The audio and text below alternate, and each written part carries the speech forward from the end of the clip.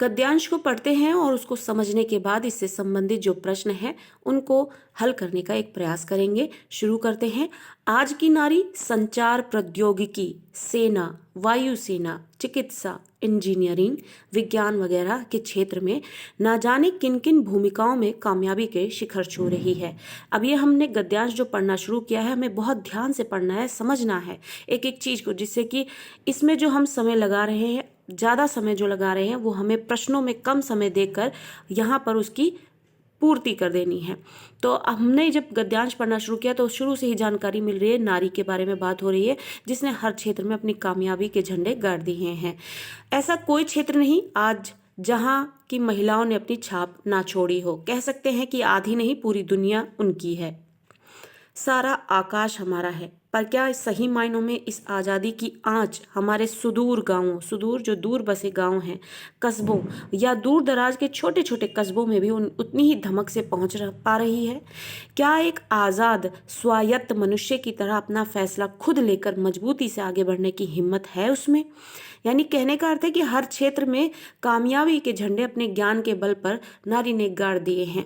लेकिन क्या आज भी दूर गांव जो और कस्बे हैं और जो छोटे छोटे गांव हैं, वो उनमें भी क्या आज ऐसे ही नारी देखने को मिल रही है, या पहले से जैसे ही भारत में हमें देखने को मिली है नारी की स्थिति, क्या आज भी वही स्थिति वहां पर बनी हुई है? बेशक समाज बदल रहा है, मगर यथार्थ की परतें कितनी बहुआयामी और जटिल हैं। कहने का अर्थ है कि बेशक ही जो है वो समाज तो बदल रहा है, लेकिन जो यथार्थ है यानी जो सच है, जो कड़वा सच है, उसकी परतें जो है बहुत सारी हैं और बहुत कठिन भी हैं उनको निकालना। जिन्हें भेद कर यानी जिन्हें हटाकर अंदरूनी सच्चाई तक पहुंच पाना बहुत आसान नहीं है।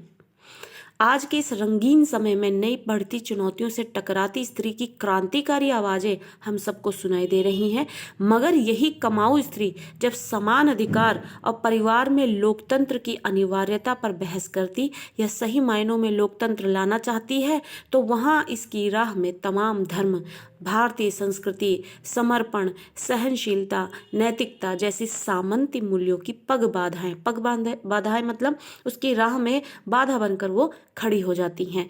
तो कहने का अर्थ है कि स्त्री ने भले ही अपने ज्ञान के बल पर हर क्षेत्र में अपने झंडे गाड़ दिए हैं, कामयाबी पा ली है, लेकिन घर में, उसके अपने घर में ही उसको वो स्वतंत्रता आज भी नहीं प्राप्त हुई है। नारी की सच्ची स्वाधीनता का एहसास तभी हो पाएगा जब वह आजाद मनुष्य की तरह भीतरी आजादी को भी महसूस करने की स्थिति में होगी। कहने का अर्थ है कि जब वो आंतरिक रूप से भी बिना किसी दबाव के जीवन को जी पाएगी, तभी उसकी आजादी की वास्तविकता को देखने को हम पा सकेंगे। तो इस तरीके से ही हमारा गद्यांश था जिसे हमने पढ़ा। कुछ कठिन शब्द भी हैं इसमें जिसको हमें ध्यान से पढ़ने पे ही समझना पड़ेगा, अगर आपके पास शब्दों के अर्थ का जो भंडार है वो कम है तो। इसलिए से ज़्यादा शब्दों के अर्थ जानने की कोशिश करें, जिससे कि आपको हर एक चीज़ आसानी से समझ में आ सके।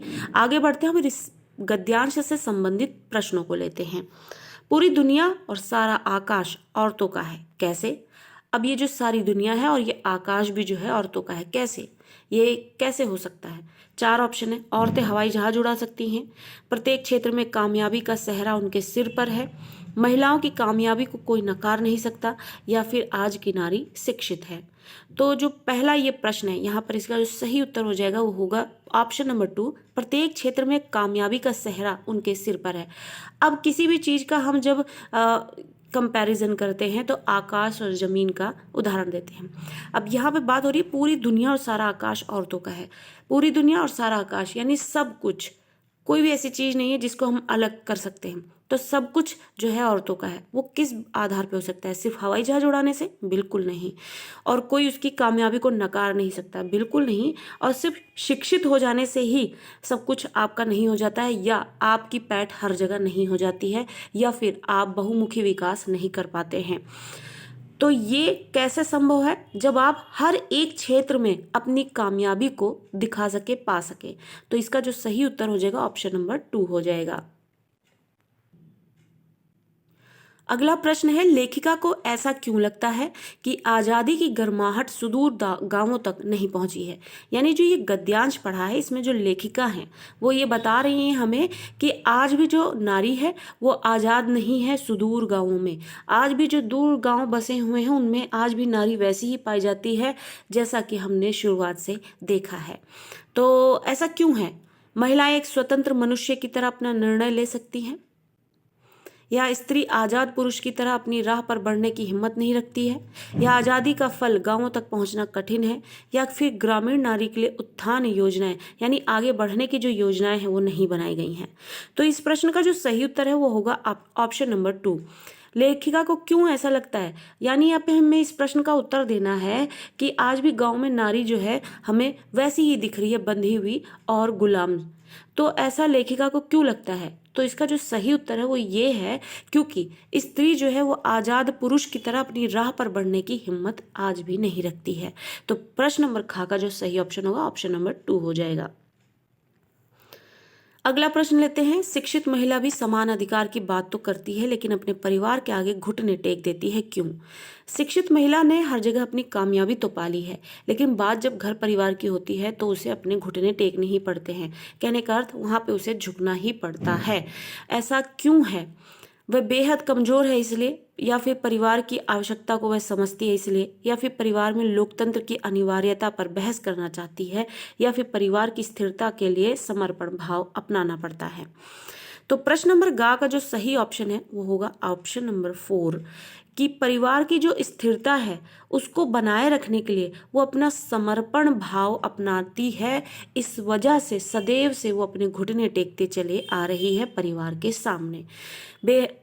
स्त्री बिल्कुल भी कमज़ोर नहीं है और परिवार की आवश्यकता तो वो समझती ही है और लोकतंत्र की अनिवार्यता पर बहस भी करना चाहती है, लेकिन जो इसका असल कारण है कि वो क्यों झुकती है परिवार के सामने, वो इसलिए कि परिवार जो है बना रहे, उसकी स्थिरता जो है वो ऐसे ही समर्पण भाव को अपने दिखाते हुए उसके सामने अपने घुटने टेक देती है। तो प्रश्न नंबर गा का जो सही ऑप्शन है ऑप्शन नंबर 4 होगा। आगे बढ़ते हैं, नारी की वास्तविक आज़ादी कब होगी, यानी असल में नारी जो है वो कब आज़ाद होगी?